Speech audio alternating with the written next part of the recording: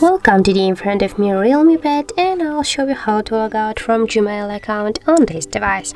So first just go to the Google folder and here find the Gmail application, just launch the app and here tap on this icon and you will see that we just logged into 2 accounts right now. And just to remove or to log out from one of these accounts, just tap here to the manage accounts on this device section, and here you'll see these 2 accounts also. And for example, we want to just log out from the first one account, just tap there, and here you'll see the bottom remove account, just tap here and confirm to tap again to the remove account.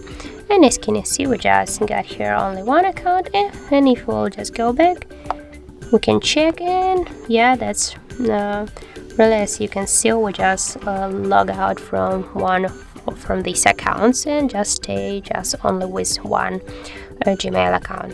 So that's how it looks. If you found this video helpful, leave like, comment and subscribe our channel.